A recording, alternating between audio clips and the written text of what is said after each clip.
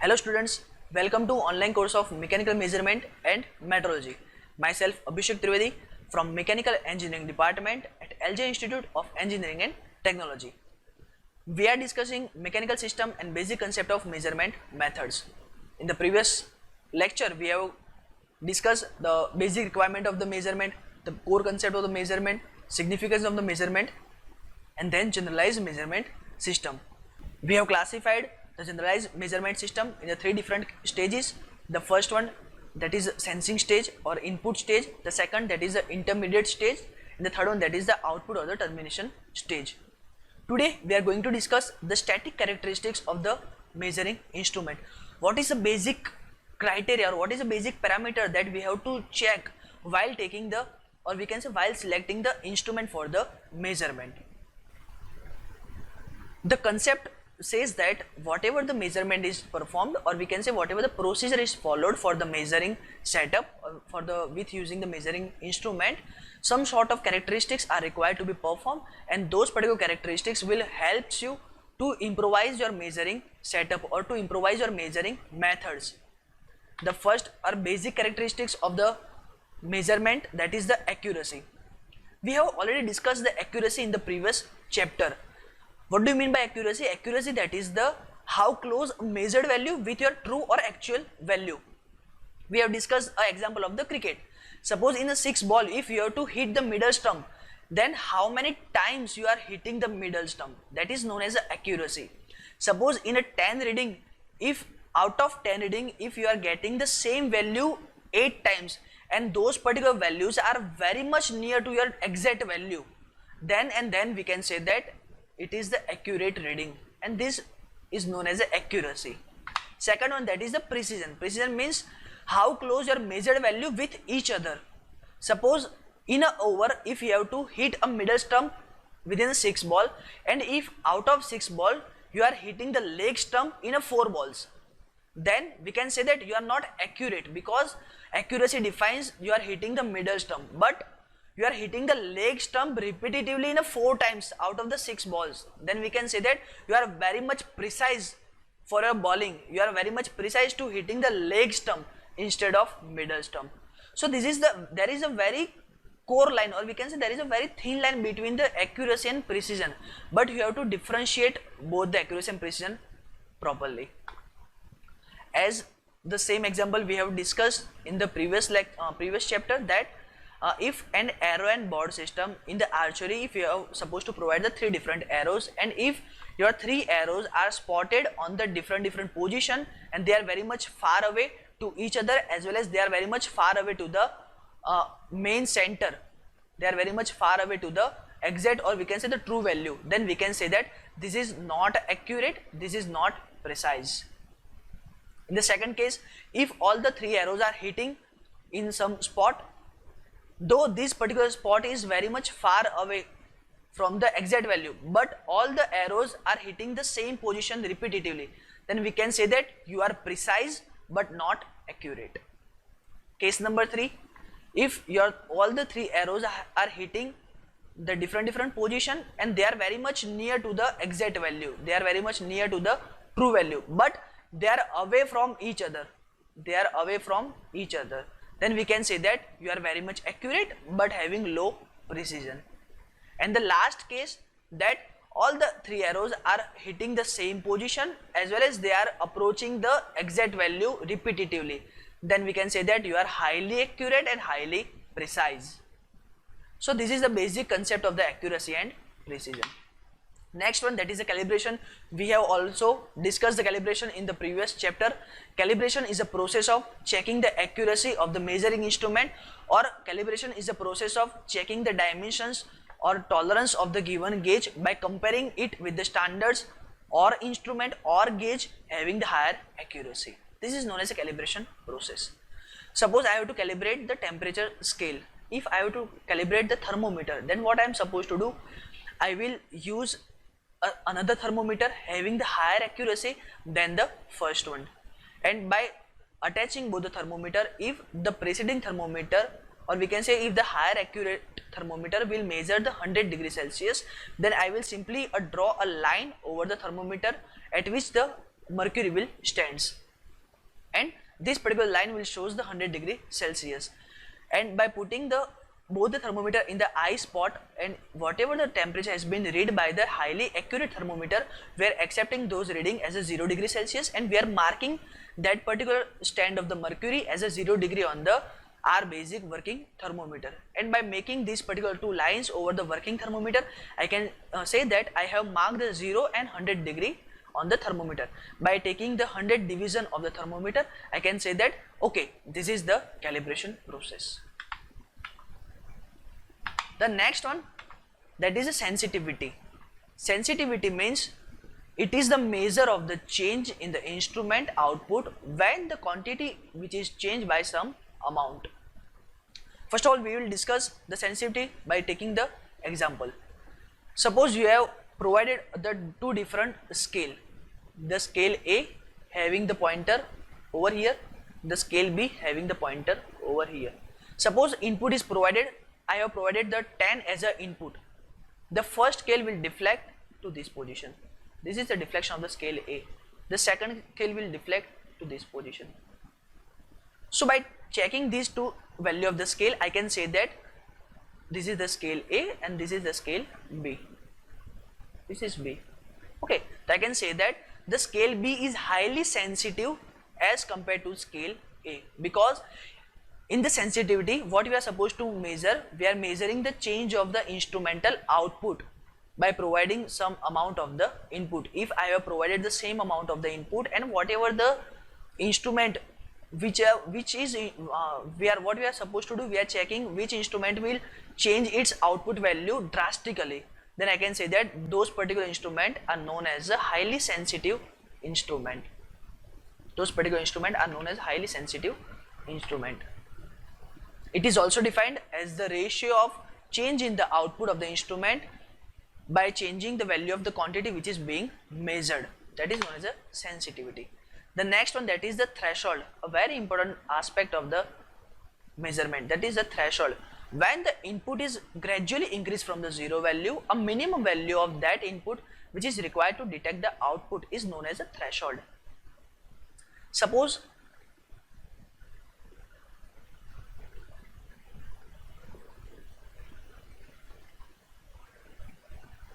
a meter has to be provided, suppose a meter is provided to you and this is the 0 value.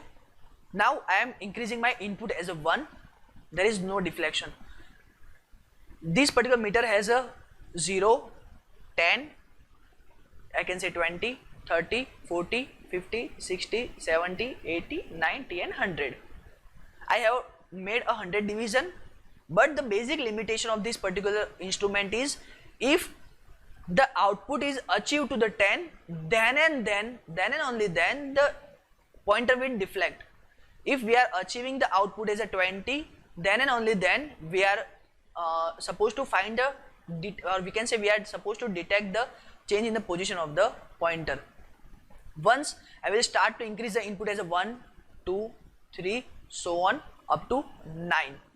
Once I will achieve the value of 9, still the pointer is located at the 0 position. By changing the value of 9 to 10, if I will provide the input as a 10, suddenly the pointer will change its original position, it will make a difference. Once you can detect this particular difference, the minimum value of the input, it means the minimum value is 10. The minimum value of the input from which we can detect the output, that then particular minimum value is known as a threshold value. So here, from starting with the 0 value, whatever the minimum value is required to make a proper change, to identify, or we can say to detect the output, that particular change is known as a threshold. The next one, that is the hysteresis. You have already learned the hysteresis in the physics, that the instrument is said to be having the hysteresis if it gives the different values depending on whether the measurement is taken from the lower side or higher side. The graph shows the hysteresis value. Suppose I will plot a horizontal line over here. I know this is not a proper horizontal line, but assume that this is the horizontal line having the value 10. Now if I am going to start the measurement, suppose this is the cycle of measurement, here the upward direction and here the downward direction. If I will start increasing the value and if I have to measure the value of horizontal 10, I will approach here. As from the figure you can check, by approaching this particular value you are supposed to find some different value over the scale. If I will start from the higher side and if I will measuring the same value over here, you are approaching the 10 over here, and if you are plotting the same value on the graph, you are supposed to find the different values. So I can say that if instrument having some sort of hysteresis, then depending on the measurement you are supposed to find the two different values, one from the higher side and one from the lower side. This is known as a hysteresis. Then the next characteristics is repeatability. As the name suggests, repeatability is the ability of the instrument to reproduce the group of measurement having the same measured quantity made by the same observer using the same instrument under the same condition. It means by providing the conditions, all the conditions as same, then how many times you can repeat, or we can say how many times you can reproduce the same measuring setups, or we can say how many times you can reproduce the same measurement. The ability of the instrument to produce some sort of reproduction of the same measurement is known as a repeatability. Second one, that is the reproducibility. Reproducibility means it is the closeness of the output reading with same input but changing in the method of measurement, changing in the observer, changing in the location, measuring instrument, or any kind of conditions is known as a reproducibility. Now let us discuss with the example. Suppose we have observer A. The same observer will going to measure the length of this particular line. So once the observer A has made the measurement, say the length of the line is 10 centimeter. After a certain time, the same observer with same condition, same measuring instrument and same unknown value, I can say same line, if he is going to measure the same line and if he will achieve again the value of 10, third time again value of 10, fourth time again the value of 10, number of time he will achieve the same value of 10, then we can say that the particular measuring characteristics is known as a repeatability. He can repeat the same measuring setup again and again and again. But suppose this particular line is being measured by person A with particular instrument with particular condition and he is getting the value of 10. Suppose this line will be measured by B with some different instrument, with some different condition, with some different timing, and he is again getting the same value of 10. By person C with the different parameters, and again he will getting the same value of 10. Then we can say that this particular characteristics is known as a reproducibility, and this is repeatability. Here repeatability concept, here the reproducibility concept. Okay.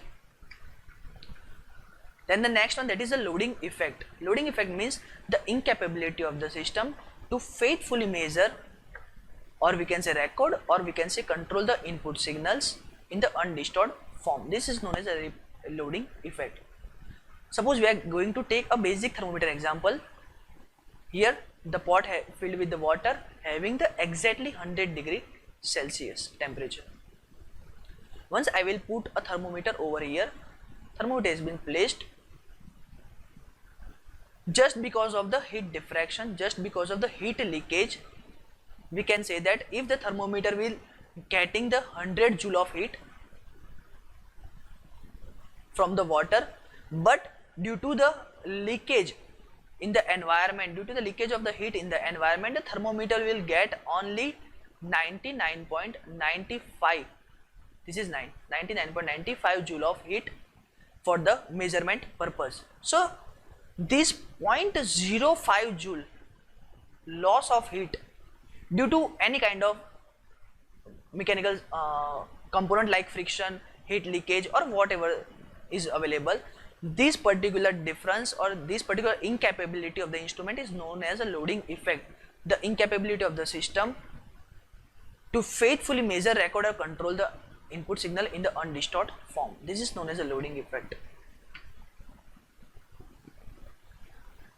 The next one, that is the linearity. Linearity means the maximum deviation of the instrument from the specific straight line applied to plot the calibration data. It means I can find the output is equal to input in the over a certain range.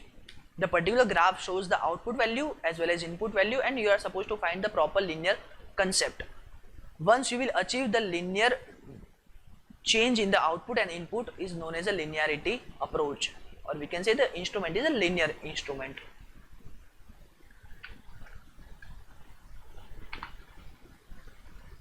Then the next one, that is a resolution. Resolution means when the input is increased from the arbitrary value, we can say non-zero value, slowly output on the measuring instrument does not change until the certain increase has been made. The minimum increase is required to change the output is known as a resolution. The same case we have discussed in the threshold, but here we are going to change the position of the pointer. In the threshold we have started from the 0 value, now we are starting with the 10 value. Suppose the pointer is over here, the pointer is at the 10. Now we are increasing with the 10, 11, 12, 13, so on up to 19. We are not supposed to find any kind of change. Once the input is 20, the pointer will directly change the position over here. So this particular change in the input to identify the detection, we can say to detect the change in the position of the output is known as a resolution. Input is increased from the arbitrary value and we are increasing, keep on increasing until the output will not change, and once I can check the output, the minimum increase is required in the input. That particular change in the input is known as a resolution. The next one, range. Range is the region between the limits within which the instrument is designed to operate for the measurement, indication, recording the quantity. Suppose a human thermometer is designed for say -10 degree to 110 degree Celsius. So the range between these two values, we can measure the -10 degree, -9 degree up to 0 degree, then 1, 2, 3 up to 100 degree. So measurement of all these temperatures is possible because they are falling in the particular specific region in which we can measure, indicate or record the quantities. Then this particular region is known as a range. Next one, span. Span means the algebraic difference between the largest and the smallest reading of the instrument. Same example, 110 degree, that is the largest, minus -10 degree, that is the smallest value. So I can say that 110 plus 10, that means 120 degree. We can say that the span of my thermometer, that is the 120 degree itself. Next one, dead zone. Dead zone means the largest change in the input for which the instrument does not indicate any output is known as a dead zone. Suppose a table is placed and if you are applying the force over the table, till the table will not overcome the friction from the support, it will not start moving. So whatever the force, suppose 10 Newton force has been applied by you and still the table is not moving, you are not supposed to find any indication of output, you are not supposed to find any change in the position of the table, then this particular 10 Newton is known as a dead zone. Once I will achieve the 11 Newton, the table will start moving. So the value of 10 Newton is known as a dead zone. The largest change in the input, till then we are not supposed to find any indication for the output, is known as a dead zone. Then last one, that is a drift. Drift means change in the output without changing the input over a period of time. It means by the time, if I am not supposed to change in any input but still I will find the value, change value in the output, then this characteristics is known as a drift. Today we have discussed the static characteristics of the measurement. From the next lecture we are starting with the errors in the measurement and the upcoming topics. Till then, thank you.